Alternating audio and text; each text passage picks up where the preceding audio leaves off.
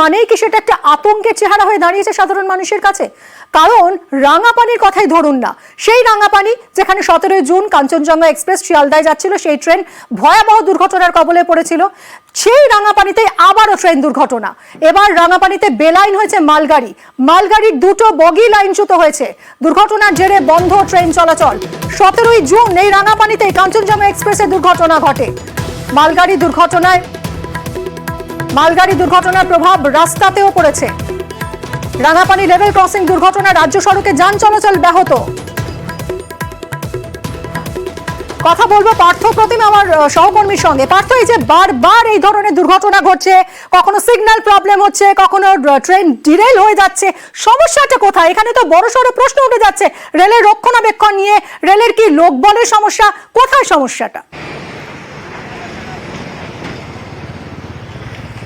একেবারে তুমি যে কথা বলছিলে, রেলের বিরুদ্ধে কিন্তু গাফিলতির অভিযোগ উঠছে এবং রক্ষণাবেক্ষণের যে অভাব, সেটা কিন্তু প্রতিদিনই কিন্তু দেখা যাচ্ছে। কোথাও না কোথাও এই ধরনের দুর্ঘটনা ঘটছে। আর যেই রাঙাপানি, সেই লোকেশন যেখানে 1.5 মাস আগে ট্রেন দুর্ঘটনা ঘটেছিল, ভয়াবহ ট্রেন দুর্ঘটনা, বেশ কয়েকজনের মৃত্যু হয়েছিল, আবারও সেই রাঙাপানিতেই মালগাড়ি কিন্তু বেলেন, 2টি বগি তেলের ট্যাঙ্কার বোঝায় মালগাড়ি যখন এই রাঙাপানি স্টেশনের পাশে যে তৈল শোধনাগার রয়েছে, নুমলিগড় রিফাইনারি লিমিটেডের অফিস, সেখানেই যখন ঢুকছিল, সেইখানেই কিন্তু 2টি বগি বেলাইন হয়ে যায়, যার ফলে এখনও পর্যন্ত কিন্তু আপ এবং ডাউন লাইনের ট্রেন চলাচল সম্পূর্ণভাবে বন্ধ হয়েছে। তোমাকে আবার এটাও জানিয়ে রাখি, এই সেই রাঙাপানি এবং এই যে পাশে যে এনআরএল যে রয়েছে তৈল পরিশোধনাগার, সেখানেও কিন্তু মাস কয়েক আগে একইভাবে কিন্তু লাইনচ্যুত হয়েছিল মালগাড়ি। অর্থাৎ একই জায়গায় বারবার করে কিন্তু এই মালগাড়ি লাইনচ্যুত হচ্ছে।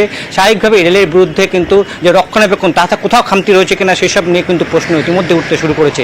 তোমাকে জানিয়ে গিয়ে ঘটনাস্থলে ইতিমধ্যে এনজিপি থেকে রিকভারি ভ্যান পৌঁছেছে, পদস্থ রেলের কর্তারা, রেলের ইঞ্জিনিয়াররা সেখানে গেছে।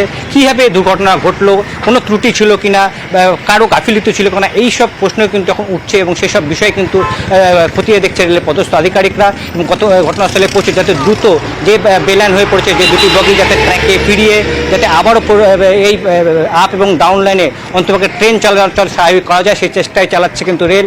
যেমনটা তুমি বলছিলে, শুধু রেল চলাচলই যেমন ব্যাহত হচ্ছে, ঠিক পাশাপাশি যে রাঙাপানি সেখানে যে রাস্তা, সেই রাস্তাতে কিন্তু যান চলাচল সম্পূর্ণভাবে বন্ধ রয়েছে। সব মিলিয়ে একেবারে কিন্তু দুর্ভোগ চরমে উঠছে, একদিকে রেল যাত্রীদের, ওদিকে নিত্যযাত্রীদের। কেননা বারবার করে রেল দুর্ঘটনা, আবারও সেই লোকেশন রাঙাপানি, এবং রাঙাপানিতে আমরা জানি যে মাস দেড়েক আগেই ভয়াবহ ট্রেন দুর্ঘটনা ঘটেছিল, কাঞ্চনজঙ্ঘা এক্সপ্রেসে বেশ কয়েকজনের মৃত্যু হয়েছিল। আবারও কিন্তু সেই লোকেশন রাঙাপানি, এবং সেখানে মালগাড়ি 2টি বগি লাইনচ্যুত কীভাবে হলো, স্বাভাবিকভাবে এইসব প্রশ্নগুলো উঠছে। কার গাফিলতি রয়েছে কিনা, লাইনে কোনো ত্রুটি ছিল কিনা, এইসব বিষয়ে কিন্তু এখন খতিয়ে দেখছে রেলের পদস্থ আধিকারিকরা। এবং ইতিমধ্যে কিন্তু বিভাগীয় তদন্ত শুরু করেছে উত্তর পূর্ব সীমান্ত রেলে। সব মিলিয়ে এখন যাতে দ্রুত এই রেলপথদের ট্রেন চলাচল স্বাভাবিক করে, সেই চেষ্টায় কিন্তু চালাচ্ছে রেলের কর্মীরা। মিমি, পার্থ, এই যে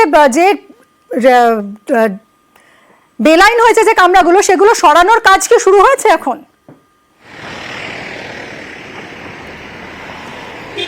ইতিমধ্যে কিন্তু জানাচ্ছিলাম যে রিকভারি ভ্যান যেমন পৌঁছেছে, রেলের কর্মীরা তারা কিন্তু এনজিপির থেকে ঘটনাস্থলে এসে পৌঁছেছে। কেন 1 ঘন্টার কিছু বেশি সময় হয়ে গেল এই দুর্ঘটনাটি ঘটেছে। স্বাভাবিকভাবে যাতে দ্রুত কাজ শুরু করেছে, কিন্তু যেহেতু 2টো বগি সম্পূর্ণভাবে বেলাইন হয়ে গেছে, একটু সময় লাগবে এমনটাই কিন্তু রেল সূত্র আমরা জানতে পারি। যাতে দ্রুত সেটা ট্র্যাকে ফিরিয়ে যাতে ট্রেন চলাচল স্বাভাবিক করা যায়, সেই চেষ্টায় কিন্তু চালাচ্ছে রেলের কর্মীরা।